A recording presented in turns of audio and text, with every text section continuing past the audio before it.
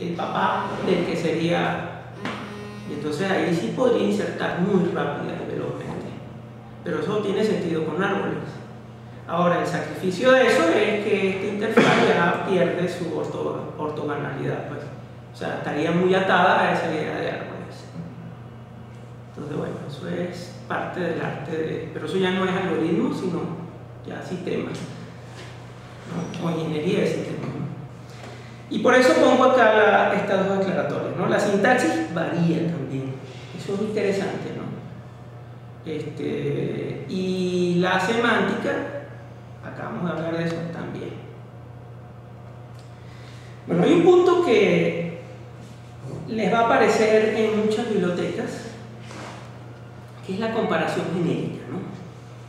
Quizá debía haber sido más explícito, ¿no? Aquí hay un parámetro que lo llamo compare, ¿no? Que es una clase, un functor, que se encarga, se le delega la responsabilidad de comparar los elementos. ¿De acuerdo? Entonces fíjense cómo es el estilo para comparar. Generalmente la comparación se efectúa en un solo sentido, y el clásico, el tradicional, es menor que, la desigualdad menor estricta. Entonces la estructura de muchísimos flujos en bibliotecas y en algoritmos es como sigue, ¿no? El compare es una clase, ¿no?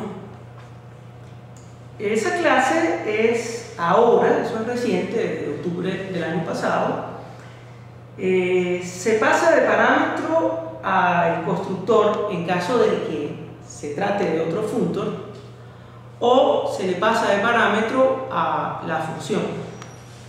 ¿Me explico? Dentro de la invocación a la comparación, el esquema es así, ¿no? Usted hace CMP, es un parámetro o un atributo de clase que es de tipo compare, ¿ok? Entonces compara X con Y. Lo tradicional es que sea el operador menor, ¿ok? Voy a borrar acá, ¿no? Entonces él pregunta si X es menor que Y, entonces él hace lo que se tendría que hacer para esa bifurcación, ¿no? Si no, entonces hace la pregunta inversa, Y menor que X, que es equivalente a que X sea, no, al revés, aquí es un error, ¿no? Es equivalente a que X sea mayor que Y. Está bien, ¿no? ¿Me explico? Y si no, si X no es menor que Y Y no es menor que X, entonces son iguales. Entonces es un patrón que van a conseguir, y que si ustedes fuesen a implantar algoritmos con ese criterio, lo deben hacer así para emplear un solo operador, o sea, una sola operación, ¿no? Si no, entonces tendrían que hacer otras operaciones. Hay gente que hace wrappers a un criterio de comparación y entonces instrumenta el mayor, el menor igual a partir de ahí, y la instrumentación es fundamentalmente este mismo enfoque. ¿Me explico? O sea, en lugar de llamar acá a CMP, llamaría a algo que se llame CMP inverso, por el estilo, ¿no?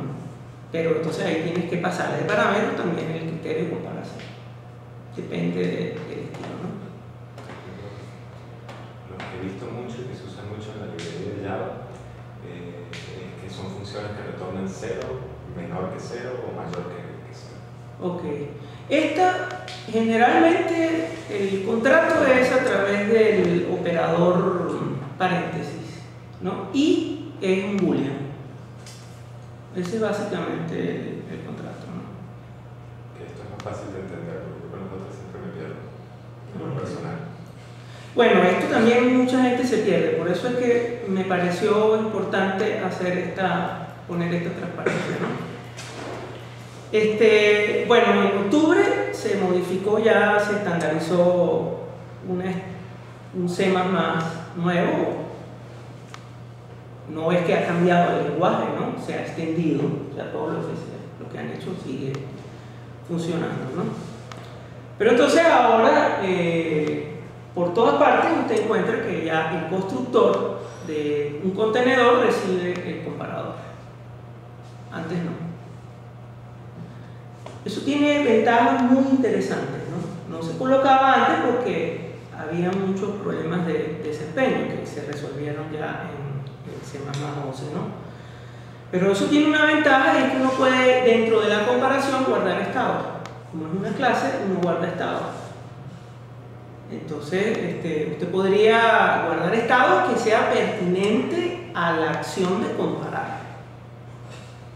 Pero también puede guardar estado a dos, ¿no? Ya eso sería otra cosa, ¿no? Por ejemplo, va a recorrer todos los elementos de un contenedor, o para saber qué elemento va a llevar estadísticas de las comparaciones, bueno, ahí puede tener su clase, ¿no? Y ahí puede guardar sus estadísticas dentro de la propia comparación. Entonces, por eso es importante, ¿no? Y los métodos, ya es parte de la obligación contractual de los contenedores, que deben retornar el comparador también.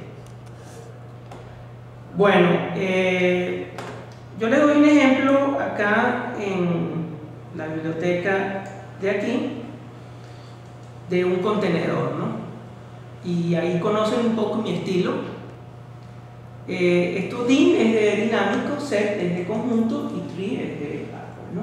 Esto quiere decir un conjunto dinámico implantado con árbol, ¿no? Recibe de parámetro un árbol, la clave, el tipo de elementos que va a tener la clave y el criterio de comparación. ¿Okay? Algo que, menos mal que lo puse aquí en la transparencia, es que uno puede comparar registros, ¿no? O hacer comparación parcial, ¿no? A través de ese criterio, ¿no? No está atado al operador estricto, ¿no? Antes, cuando la programación objeto estaba en sus inicios, ¿no? Muchos veían en la sobrecarga de los operadores, bueno, una panacea, ¿no? Pero resultó ser más bien un poco pesadillesco, ¿no? Porque una vez que el operador menor queda sobrecargado, ya no se puede cambiar, ¿no? Entonces, no era posible código que tuviese incluido el operador menor, como es un operador desde la perspectiva del lenguaje, no se trata igual que un objeto, pues, ¿no? Entonces, una vez que te escriba el comparador de la clase persona con el operador relacional, si decidió comparar por el nombre, entonces no va a poder comparar con el operador relacional los apellidos y otras cosas. Esa es otra de las ventajas de hacer ese tipo de comparación, de comparar así. Bueno, esto sí es un poco personal, ¿no? Yo he encontrado como una especie de clasificación cuando se diseña una estructura de datos, ¿no? Yo veo como tres grandes clasificaciones, ¿no? Una, según la orientación, ¿no? Lo que domine al diseñador, tanto para diseñar la misma clase, pero también para usarla, ¿no? Una primera orientación es hacia los datos. Entonces, bueno, cómo uno estructura los datos en el nivel de memoria, ¿no? O sea, principal, primaria, secundaria, terciaria, etc., ¿no? Pero uno lo estructura con una pretensión de eficiencia, ¿no? Toda pretensión de eficiencia es relativa, no olviden eso, ¿no? Entonces, bueno, hay ejemplos, ¿no? Que me parecen notables. Los arreglos, listas enlazadas que uno estudia escolarmente son estructuras orientadas a datos, ¿no? Y de hecho se dan en cursos que se llaman estructuras de datos, ¿no? También los archivos de acceso directo para disco es una estructura orientada a datos, ¿no? Esta familia de mmap es una estructura orientada al dato, pero pensando en direcciones de memoria virtual, mapeo de direcciones, ¿no? Esa famosa estructura de datos y algoritmos que llaman Body System, partir en dos siempre, ¿no? Son chunks de 2 a la k, de potencia exacta de 2, que es indispensable para los sistemas operativos. O sea, un manejador de memoria, un sistema operativo sería mucho más lento si no tuviésemos. Es también una organización de manejo de memoria, pero orientada pues, a una representación con esa pretensión de eficiencia, ¿no? Hay otra orientación que a veces domina, que es el flujo, o sea, el control, pues, ¿no? Y ahí, pues, yo digo que son estructuras orientadas al flujo, ¿no? La cola, lo que en realidad, cuando yo uso cola, lo que quiero es mantener un orden de llegada. Es el orden natural, ¿no? Quiero hacer procesamiento, llevar el flujo de procesamiento por un orden de llegada. Y entonces la estructura de datos está pensada en eso. Ahí no está pensando uno específicamente que los datos se representan así, sino más bien en cómo se van a procesar. Y la otra forma es ya concepto o modelo, ¿no? A veces uno diseña una estructura de datos para justamente entender la situación, no para representar, sino para hacer más fácil pues, dominar el problema, ¿no? Y yo creo que es, digamos, lo que domina en la modelización de problemas orientados a objetos, ¿no? Y creo que es uno de los grandes legados de la programación hacia objetos, ¿no? Que uno estructura de esa forma, ¿no? Puede hacer las cosas entendibles, ojalá que para todos, ¿no? Pero bueno, hay varias maneras de implantar los conjuntos, el problema fundamental, ¿no? Con la orientación a datos, directamente yo puedo pensar arreglos y listas, ¿no? También puedo ver pilas y colas como un conjunto, y de hecho hay aplicaciones que lo ven así, ¿no? Los árboles de búsqueda es otra manera de representar conjuntos. Y aquí no puse estrictamente árboles binarios, ¿no? Sino árboles de búsqueda. Pero también uno usa árboles para orientar el flujo.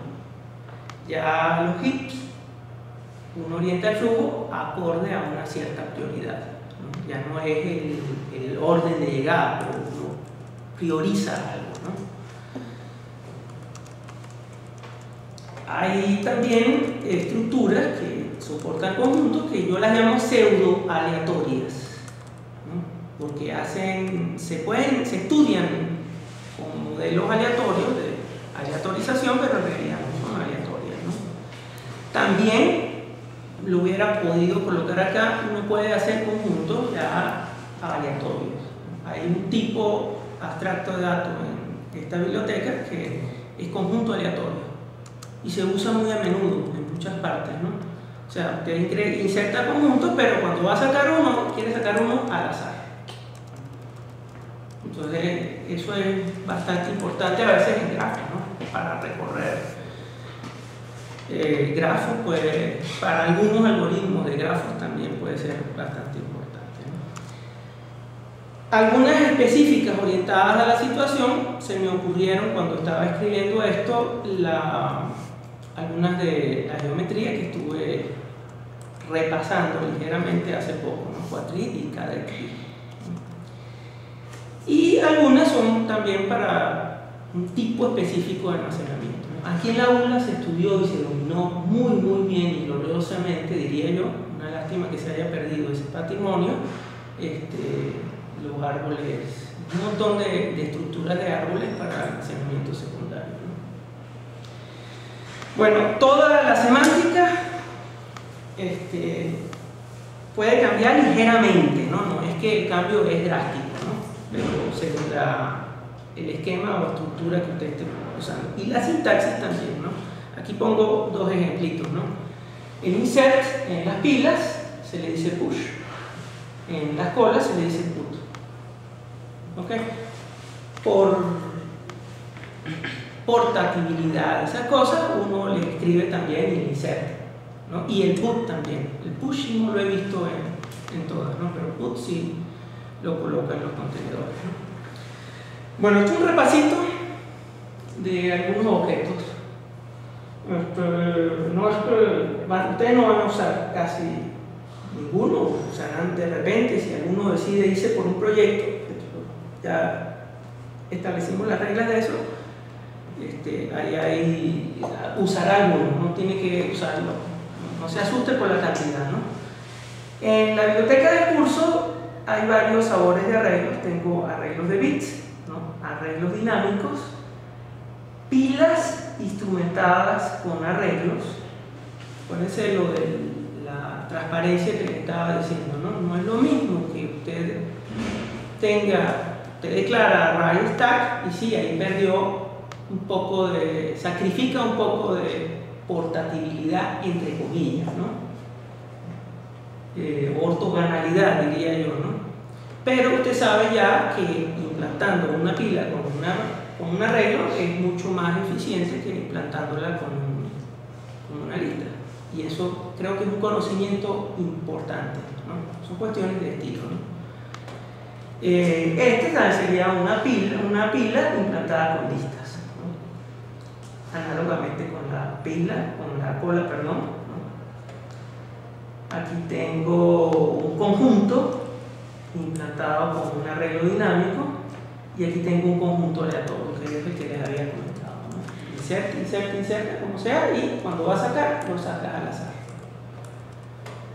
De árboles hay muchos sabores. Entonces, para recapitular, la convención que se va a utilizar es que lo primero es lo que estoy implementando y lo último es ya sé, por ejemplo... Por lo general. Te voy a decir algo, ¿no? Bueno, yo he intervenido un poco en el diseño de eso y eso ha sido un error mío, ¿no? En esa convención. De hecho, eso lo han criticado con sobrada razón, ¿no? Pero creo que se entiende, ¿no? O sea, fíjate, DIN de dinámico, array, ¿no? Sí. Array stack, ahí yo creo que no hay mucho que decir, ¿no? Dime tú, a ver. Es una cola implementada con una lista dinámica, o sea, ¿cierto? Esto yo había tomado nota del ejemplo anterior, era DIN set tree, y había escrito conjunto implementado con un árbol, y la cuestión era un árbol implementado con un conjunto dinámico. ¿O fue que yo entendí? Vamos a verlo. O sea, porque lo noté mal. Ahí. Sí, un conjunto dinámico implementado con arreglo. Entonces, en eso tienes razón, ahí podría llamarse tree set, ¿no? O DIN tree set, para ser consistente con el orden, ¿no? Sí, entendí. ¿De acuerdo? Tienes razón.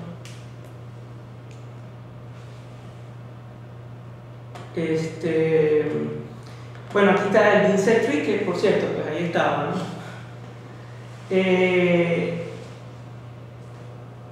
Fíjate que es importante, ¿no? Hay unas cuantas familias y que son vehículos para estudiar asuntos de este curso interesantes, ¿no? Esto es un árbol binario aleatorio. Yo diría que es más conveniente llamarlo aleatorizado, ¿no? Pero es el mismo, es en sí un árbol binario de búsqueda que está aquí, ¿no? Bin free, ¿no? Splay tree es otro tipo de árbol, pero es otro tipo de árbol binario de búsqueda en el cual se hace como un trabajo adicional en previsión de ahorrar desempeño en el futuro. Es una técnica tanto de diseño como de análisis, ¿no? De algoritmos que es bastante interesante, ¿no? Polémica también, por cierto, ¿no? El trip es un tipo de árbol binario de búsqueda, lo vamos a estudiar, ¿no? RB es de red black, rojo negro, árbol rojo negro, ABL, que ese sí lo debes conocer tú. Hay otra familia, ¿no? Que llamo DIN, aquí tendría DIN ABL tree. Y ese DIN ABL tree son instancias, especializaciones de DIN set tree, donde el tree es el parámetro. ¿Me explico? ¿O no? Si yo escribo DIN ABL tree, es una instancia de DIN set tree con parámetro tree ABL tree. Listo. ¿Sí?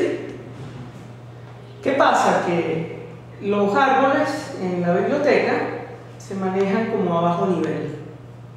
La unidad, el grano de los árboles para trabajarlos son nodos, no claves. Entonces, en el nivel que tenga prefijo DIN, el grano es la clave. ¿Sí me explico? Yo creo que eso es importante entenderlo, ¿no? Eso en el 95% de las veces no lo va a usar usted va a usar la versión DIN. Pero cuando usted lo requiera usar, lo va a agradecer, ¿no? Porque si no lo tuviese así, tendría que eliminar de uno, con los costes que eso tiene de eliminación dinámica, y volver a insertar, repetir trabajo en el otro. Si usted el grano es por nodo, entonces usted solamente elimina el nodo y lo inserta en el otro, sin necesidad de gestionar memoria. Esa es fundamentalmente la razón, ¿no? Hay aquí unas cuantas tablas hash, ¿no? Vamos a ver nada más 3. Esta es la tabla hash tradicional de listas, ¿no? Un tipo de tabla hash que yo creo que tú sí lo has estudiado, que crece dinámicamente, ¿no? Y siempre promete, entre comillas, su desempeño. Y un tipo de tabla hash cerrada con doble función hash, ¿no? En la biblioteca estándar C++ hay contenedores estándar, ¿no? Las secuencias tienen el vector. Hay otro nuevo que omití, creo que es array, si mal no me acuerdo, list, stack, queue.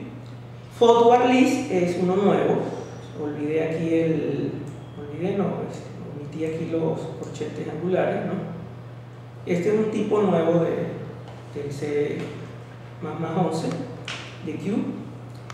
En los conjuntos también tienen los tradicionales set, multiset, map, multimap, y aquí están estos nuevos también. Son los mismos pero instrumentados. Ese orderly es con tablas hash.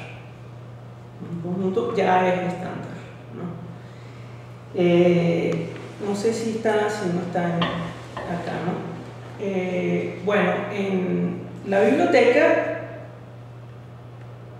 los archivos de la clase de la biblioteca estándar comienzan con letras minúsculas. El del contenedor set es set.h o set, ¿de acuerdo? En minúscula. En esta biblioteca también tiene los contenedores estándar. Y la distinción es que empiezan con mayúscula el archivo, en otro espacio de nombramiento, y la interfaz es idéntica. ¿Ok? No lo coloqué porque era redundar, ¿no? Pero fíjese, ¿no? El DIN-set tree es una manera de implantar el set. ¿Ok? Repito, está en la biblioteca, en el F está el set, pero el DIN-set tree es uno, ¿no?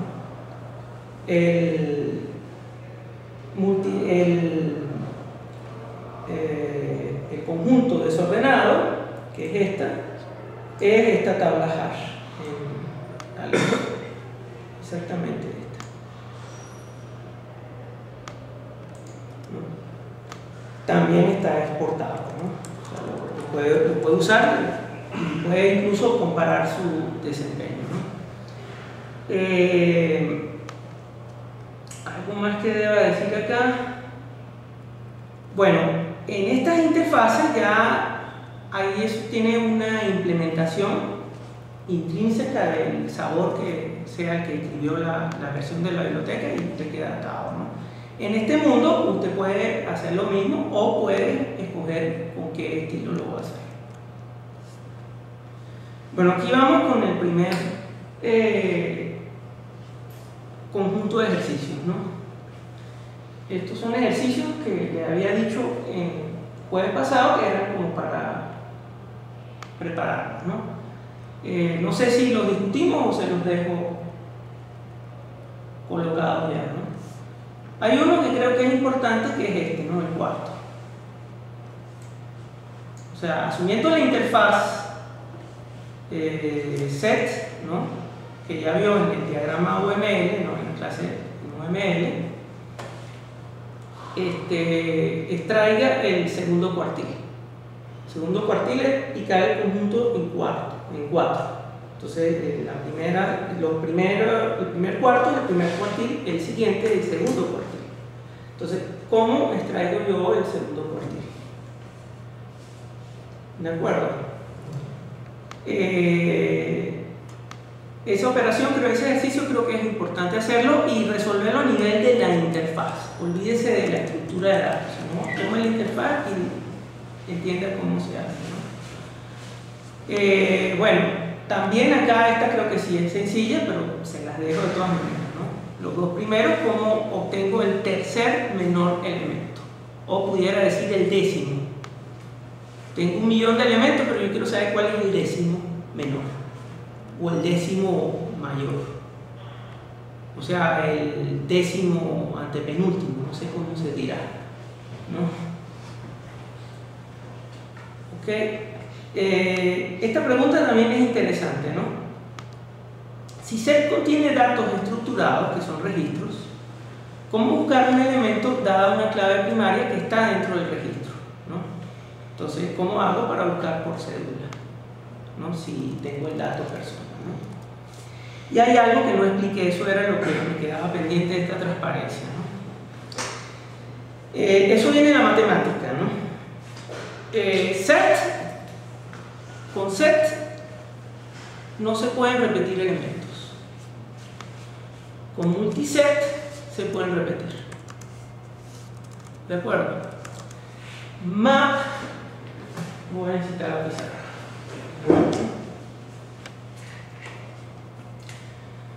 Ustedes saben que una función, como uno se lo enseñan, ¿no? Una función f de un conjunto dominio A un rango B, a uno se lo enseñan en algunos cursos muy básicos, pero es un concepto muy importante, con diagramas sagitales, ¿no? En la teoría del conjunto, ¿no? Uno pone los elementos del dominio y los elementos del rango, ¿no? Y representa la función de esta forma, ¿no? Entonces f es a la postre un subconjunto del producto cartesiano A por B. ¿De acuerdo? Entonces, eso ya es un término oficial de la matemática. Se oficializó hace como 10 años, ¿no? Y en el castellano también, por cierto, ¿no? La palabra mapeo, ¿no? Mapeo es una función discreta, pero se usa mapping para hablar de funciones, pero pensando en teoría de conjunto o en matemática discreta. ¿De acuerdo? ¿Por qué es importante el aclaratorio? Porque hay otros tipos que acabo de mencioné, salen mencionados allí, que son el map, ¿no? Vamos a ver, acá hay uno, ¿no? Map. Entonces ahí faltó un parámetro, un segundo parámetro, que es el tipo del rango. Ella recibe el tipo del dominio y el tipo del rango. Entonces guarda pares. ¿Está claro? Si yo digo multimap, entonces los pares se pueden repetir. Pero es también muy importante decir que los pares se repiten, pero también se pueden repetir las claves primarias, ¿no? O sea, yo podría poner A3, suponiendo que tengo el alfabeto y los números naturales, ¿no? Este es un conjunto, este es un elemento que perfectamente podría pertenecer a un multimapeo, ¿no? Pero podría pertenecer también a 4 y podría pertenecer a 3 de nuevo. Viola el concepto de función. ¿Cómo? Está violando el concepto de función. Bueno, se le dice multi, Okay. para justamente no enrollarse con eso, ¿no? Okay. Si map, sí, no puede. ¿ok? Pero si dice multi, sí puede repetir.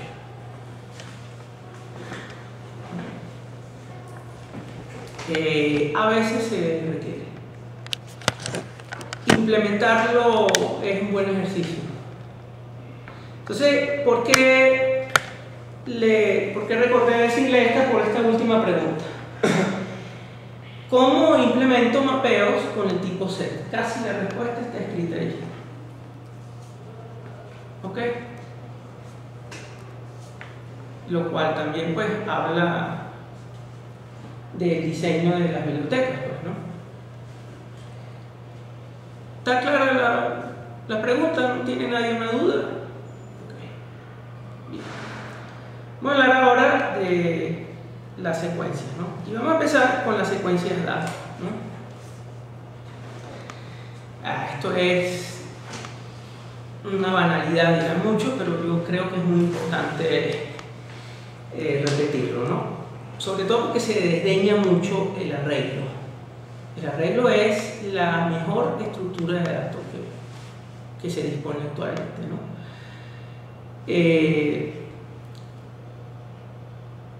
Es la estructura de datos más afín al hardware. Una memoria es un arreglo. Entonces, poner los elementos contiguos en memoria es como natural, y aquí de nuevo la natural hay que entrecomillarlo, ¿no?, al hardware, ¿no? Y el hardware está diseñado para hacerlo más eficiente con ese patrón de acceso. Ahorita yo no sé, ya tengo 10 años sin actualizarme, no sé en qué tamaño están los caches, ¿no? Pero el cache, que es el saber que hay un cache, es una razón muy importante para usar arreglos. Muy, pero muy importante. O sea, un cache estará ahorita en 1 GHz, no sé. ¿De acuerdo? Bueno, creo que es mucho, creo que es demasiado. Vamos a ponerle 800 MHz y todavía creo que es mucho, ¿no? Un cache está en 800 MHz, perdón, una memoria, disculpen, una memoria está en 800 MHz. Un CPU está en unos 3.2. Se refiere a la velocidad. A la velocidad. Pero la de DL3 es de 1333. ¿Perdón? La de DL3 es de 1333. Bueno, perfecto. Es 1.3, ¿no? Entonces, una memoria la tenemos en 1.3 y un CPU en 3. algo. Porque va un poco más, 0.4, ¿no? Entonces tiene que, pero en ese frenazo se pierden millones y millones de instrucciones. O sea, no es un frenazo cualquiera, ¿no? Entonces, cuando usted usa arreglos, ahí está potenciando esa cualidad del cache del computador, ¿no? Que por supuesto no son los 3.2 tampoco, ¿no? Pero no son los 1300 que es la que tú mencionas, ¿no? Bueno, hay una cuenta que es bueno refrescarla, ¿no? El truco aquí es la contiguidad. Los elementos están contiguos. Cuando no están contiguos, entonces las cosas cambian. El desempeño cambia. Elementos contiguos, bueno, se recargan el cache, se anticipan ahora, ¿no? Así como hay el branch, la predicción del branch, uno puede predecir lo que va a leer luego, ¿no? Entonces ahí es una razón muy, muy importante para no desechar arreglos, ¿no? Uno debe transar por árboles u otras estructuras más sofisticadas cuando estemos hablando ya de cantidades vastas. Canut, cuando empieza a hablar de los árboles balanceados, como él los llama, él dice que hay que tener una actitud balanceada respecto a la espongencia de los árboles balanceados, ¿no?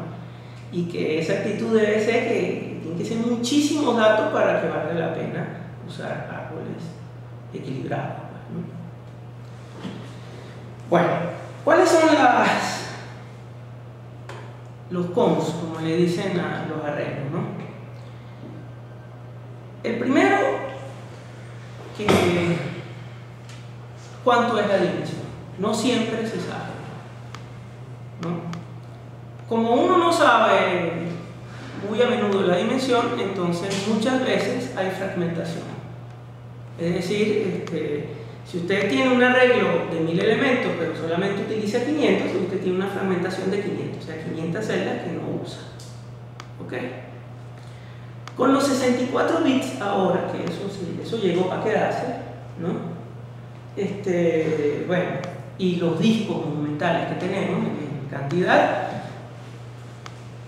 nos podemos dar más lujos que antes, ¿no? Para usar arreglos y tener esa fragmentación, ¿no?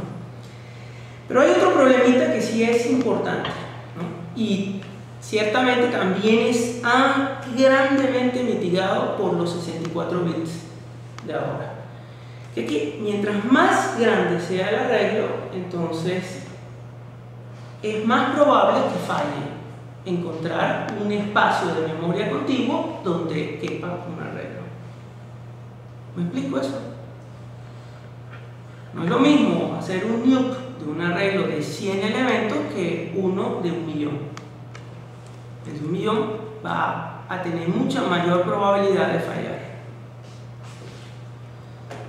Hay una clasificación que también creo que vale la pena colocarla, porque también depende hardware, sistema operativo y yo diría también compilador, ¿no? Los arreglos estáticos son, en términos de programación de sistemas, lo que se aparta del segmento de datos del programa, quedan ahí para siempre, ¿no? Se mapean al inicio del programa y ahí quedan, ¿no? Eso da mucho espacio, ¿no? Pero también es finito, ¿no? Ni crece ni... Es peligroso meterse con ese espacio, ¿no? Si usted declara un arreglo estático, sabiendo que, bueno, es un espacio que puede usar, pero es peligroso, ¿no? Un conocimiento que es esencial, ¿no? Fuente de error de muchas situaciones es que los arreglos no están diseñados para declararse como variables, ¿no? Ni para copiarse como parámetros. ¿Ok? Se puede copiar la base, ¿no? Cuando uno pasa un arreglo como parámetro, uno lo único que hace es pasar la dirección base. ¿Ok? Y bueno, el otro tipo de arreglo es dinámico, ¿no? Que hay otro sabor de arreglo dinámico que ya vamos a ver prontamente, ¿no?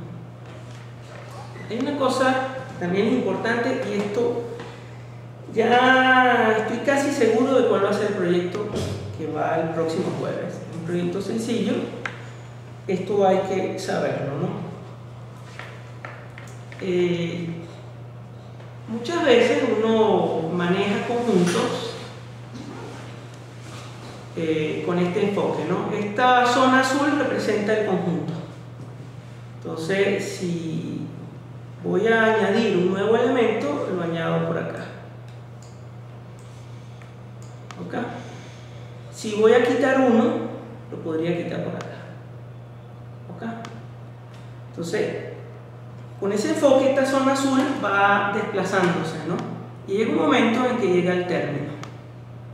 Entonces, cuando llega al término, uno simula que comienza desde el principio. Entonces, puede ocurrir, ¿no? Más o menos, mereció hacer una transparencia para eso, ¿no? Tener esta situación, ¿no? Un pedazo acá y el otro pedazo del conjunto está en las primeras celdas. ¿Ok? Entonces, bueno, la política es dos índices que fungen como de puntero, siempre van en el mismo sentido, siempre se incrementan, ¿no? Si usted decide eliminar un elemento de acá, bueno, usted es fiel a la política, elimina por acá. Entonces agarra este y lo sobreescribe. ¿Ok? Entonces, cuando se acaba, usted tiene que emular que llegue al principio, ¿no? Este es un truco que no sé por qué, me imagino que es la fascinación de la relación de equivalencia módulo. El resto siempre va a estar entre 0 y n-1. Entonces uno incrementa y saca módulo. ¿De acuerdo? Eso vale la pena solamente, y yo no estaría en todo el hardware y compilador totalmente seguro, si el tamaño es una potencia exacta de 2. Porque entonces usted puede hacer el módulo con shift, con desplazamientos de bits. ¿De acuerdo? Si no, es mucho más efectivo colocar un if, aunque pues el código no le queda lineal. Entonces lo más sano es que en la línea donde usted vaya a incrementar, entonces si usted quiere ser puritano, y ahí sí es muy sanitario hacerlo, escriba una rutinita que es incrementar en 1 y punto. Entonces si usted decide usar módulo, dentro estará el módulo. Si decide usar if, dentro está, y el código le sigue lineal, ¿no? Esto se usa mucho para el buffering también, ¿no? Un disco, un buffer de disco, lo puedo ir llevando así, ¿no? Cuando se acabe, bueno, igualito, yo sigo por el otro lado y empiezo a sobreescribir, ¿no? Es una especie de cache también, ¿no? Un buffer de disco se puede hacer así, porque la velocidad, estábamos hablando de 1.3 a 3.2, pero ya de 1.3 a no sé cuántos serán los discos ahorita, ¿no? La diferencia es mucho mayor. Entonces tú puedes darte el lujo de recorrer ese arreglo varias veces antes de que empiecen a ocurrir cosas en el disco, pues. ¿De acuerdo? Entonces, bueno, aquí se me acaba de ocurrir un buen ejemplo, por lo cual quizá no valga la pena la sofisticación, ¿no? Un arreglo puede implantar perfectamente, como en la mayoría de los casos lo hace, un buffer, un cache de disco, de archivo. Bueno, los multiarreglos, vamos a hablar de matrices, pero pueden hablar de varias dimensiones, ¿no? El enfoque clásico es tratarlo en memoria secuencialmente. ¿De acuerdo? Entonces, una matriz n por n se representa como una secuencia de filas. Entonces, se hace esta cuenta, ¿no?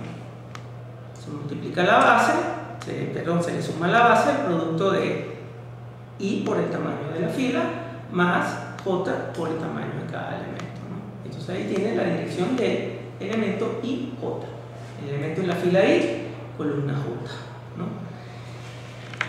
Vale la pena recordar que se puede hacer al contrario, ¿no? Columnas, estructurar acá en lugar de filas, poner columnas. Eso es legendario, ¿no? Más de uno se ha llevado gran vainón con el Fortran. El Fortran lo estructura por columna, ¿no? Entonces, bueno, lo que pasa es que también la diferencia se nota en ejecución, ¿no? ¿De acuerdo? O sea, si usted está en el acceso secuencial, si usted lo hace por fila, entonces ahí está aprovechando el cache, ¿no? Pero si lo hace por columna, entonces está saltando una fila entera, ¿no? A la misma columna. ¿De acuerdo? Entonces, si usted no está bien enterado de eso, se puede llevar grandes sorpresas, ¿no? Los arreglos tienen el problema, decía yo, de la dimensión, ¿no? De fijar la dimensión. Las matrices es mucho peor, porque el costo es el cuadrado. ¿Ok? Entonces, si en un arreglo, cuanto más grande sea, un arreglo unidimensional, cuanto más grande sea, más probable es que falle encontrar espacio, en una matriz es todavía peor. El C, el inicio, fijó una estrategia que me parece a mí que es una de las más elegantes, que es un arreglo de arreglos, ¿no? Y no es casual que la sintaxis de acceso sea idéntica a la sintaxis como si fuese una matriz.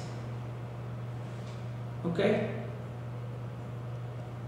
Entonces, usted tiene más o menos las mismas ganancias, ¿no?, si recorre por filas, ¿no?, de los arreglos, pero esto tiene más posibilidad de encontrar espacio, pues, para apartar toda la matriz, ¿no? Y podría eventualmente esparcir por filas, o sea, las filas que no utilice, pues simplemente no las aparta.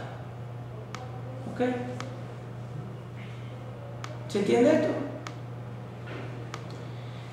Insisto esto porque una manera de ver matrices es verla como un arreglo unidimensional, ¿no? Usted hace esta operación y tiene eso. ¿Cuándo hacemos una pausa? ¿Cuándo les parece? Ok. Bueno, hay un compromiso, ¿no? Esto también es muy importante. Yo diría que TK,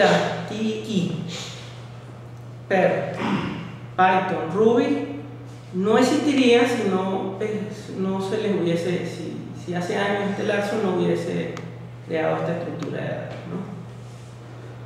¿no? Una manera de hacer un arreglo que crezca dinámicamente, pero también que tenga carácter de esparcido, ¿no? Fíjense lo siguiente, ¿no? Aquí hay una unidad que llamo bloques, que la representa con estos rectángulos pictorizan un arreglo. En los bloques están los elementos del arreglo. Cada bloque tiene block size elementos. El tamaño es el mismo siempre, ¿de acuerdo?, del bloque. Los bloques están direccionados por un segmento, que es un arreglo de bloques. Fundamentalmente es esto. ¿Ok?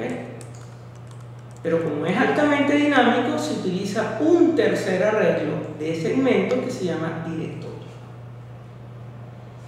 ¿Me siguen? La cantidad total de elementos que se pueden guardar es este producto, ¿no? Si cada bloque tiene block size, cada segmento set size y el directorio dir size, entonces el producto. ¿Está claro? Cuando yo instancio un arreglo, lo único que necesito es el directorio, si acaso. Podría hacerlo sin el directorio, pero entonces tendría que poner un check adicional, ¿no? Yo lo creo. Cuando voy a escribir, y aquí es donde va el punto perezoso, es cuando escribo la primera vez que yo hago el apartado. ¿De acuerdo? Aparto memoria para el segmento si no está apartado y memoria para el bloque. Fíjense cómo se calcula, ¿no? Dado un índice i, para yo calcular la posición dentro de esta maraña, cada segmento posee set size por block size elementos. ¿De acuerdo? El arreglo total tiene el producto dir size por el producto anterior.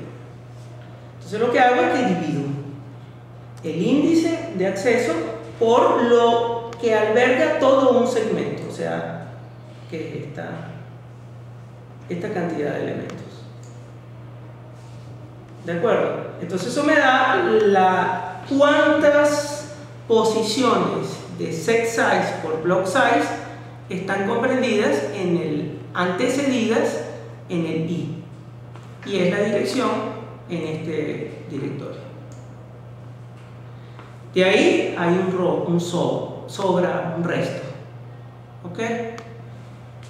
Ese resto lo divido entre el tamaño del bloque. Pues cada segmento, ¿de acuerdo? Perdón, cada bloque tiene block size.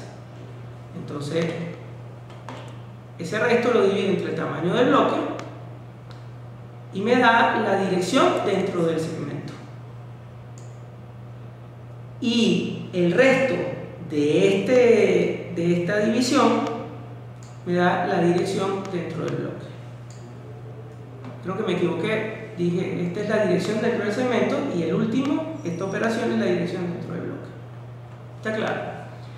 Cuando digo perezoso es que tú podrías escribir, si el arreglo tiene 1.000.000 de elementos y haces A de medio millón igual a 1, entonces ahí perezosamente se detecta que no hay segmento, se aparta el segmento, se aparta el bloque y se escribe. ¿De acuerdo? ¿No? Inicialmente yo solamente tengo el directorio. Si yo escribo A sub 0 igual a 1, entonces aparto este segmento y el primer bloque. Y entonces aquí escribo el elemento. Si escribo A de medio millón, entonces hago esta cuenta y apartaría el segmento y bloque, pero el pertinente al índice medio millón. Solo lo que se necesita. Bueno, probablemente lo que se necesita, no estaría seguro, ¿no? pero sí.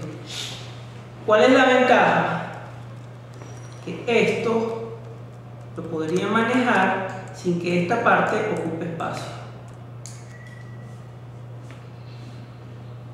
¿Me explico? ¿O no? Hay dos cosas, el directorio para un arreglo particular, si estoy entendiendo bien, o el directorio está manejando varias variables. No, el directorio,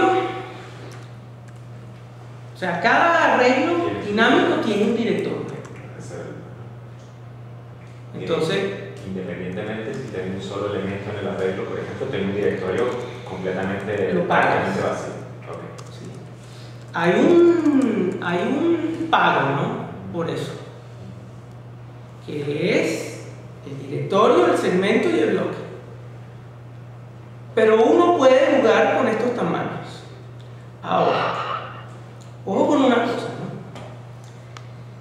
Esto sí es también cuestión de estilo, ¿no? Aquí sí, el acceso, la promesa de un arreglo de acceso directo en tiempo constante se preserva. Y las bondades de la contigüidad se preservan también, pero por supuesto cuando se acaba el bloque entonces se tiene que saltar, ¿no? Y ahí sí ya no hay contigüidad, ¿no? Pero también, a pesar de que se preserva, ¿sí?, la promesa del coste constante, pues, o sea, el acceso directo, ese acceso es más costoso que esta operación, considerablemente más costoso, porque tiene que hacer esta división, este producto. Bueno, los productos se precalculan, ¿no? Pero la división sí no. Las divisiones y los restos no se precalculan. Si se conoce, se ejecutan cuando se conoce el índice. En virtud de ello, por esa razón, aquí sí se forza a que los tamaños de directorio, segmento y bloque sean potencias de 2, para que esa división se haga con Shift y el módulo con una máscara. Perdón, el módulo con Shift y la división con una máscara. ¿De acuerdo? ¿Está claro? ¿Seguro? Ok. Entonces, este permite que eso crezca arbitrariamente, entre comillas, porque el límite es ese producto, ¿no? Pero si uno quiere más tamaño, le coloca más, ¿no? Aquí sí he encontrado yo a Linux por primera vez bastante limitante. Eso de los 3 GB para las arquitecturas de 32, ¿no? Mientras que vi que en Windows él usa la memoria segmentada y permite continuar, ¿no? Entonces, Hay un uso también que es interesantísimo, ¿no? Cuando estudiamos tablas hash lo vamos a mencionar de nuevo, ¿no? Pero vale la pena. Aquí yo puedo representar conjuntos con arreglos de bits, ¿no? Si a cada elemento de un conjunto le atribuyo un entero limitado, entonces yo puedo indicar la pertenencia o no a un conjunto por el estado del bit. ¿Me explico? Si el conjunto son enteros entre 0 y 99, entonces hago un arreglo de 100 bits. El que tenga bit 1 es que el elemento está incluido. ¿De acuerdo? Si los elementos no son numéricos, entonces puedo hacer una composición de funciones. Pero la idea no es hacerla con un mapeo, porque entonces para eso el mapeo directamente me da la solución. ¿Me siguen o no? ¿No? ¿Entiendes? Si tengo un arreglo, si tengo un conjunto de elementos entre 0 y 99, con un arreglo de 100, yo digo, si el bit está en 1, el elemento está dentro del conjunto. Entonces yo, por ejemplo, puedo hacer unión de conjuntos, entonces simplemente es un OR de bits. Entonces queda ya unido el conjunto. Muy potente, ¿no? Ahora, si los elementos son apellidos, entonces lo que hago es buscar una función de composición. Una composición de función es una función que va a otra función. ¿Sí? Pero si la hago con un mapeo, no vale la pena. ¿De acuerdo?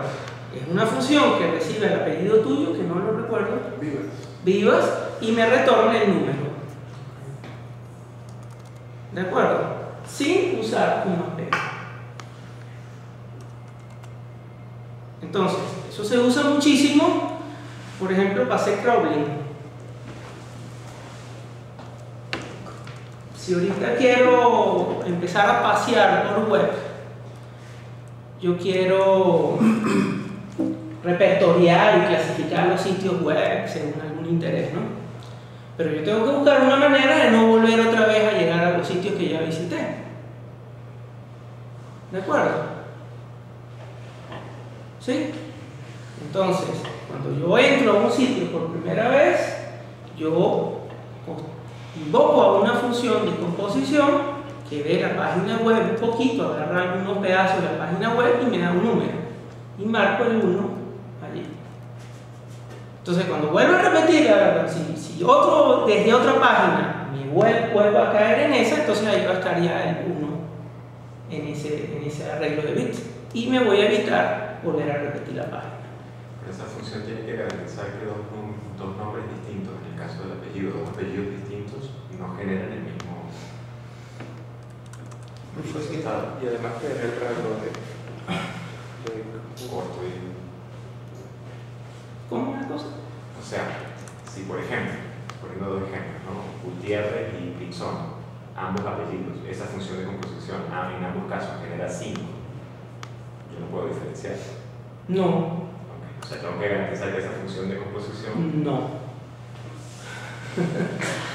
Lo que pasa es que si fuese una página web, entonces no voy a tener manera, entre comillas, de distinguir Pinzón, ¿no?, de Gutiérrez.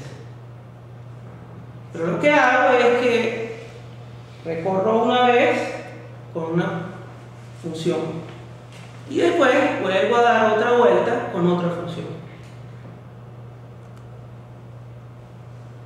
Sigue siendo posible que ocurra lo que tú dices, pero es más improbable. ¿Ok?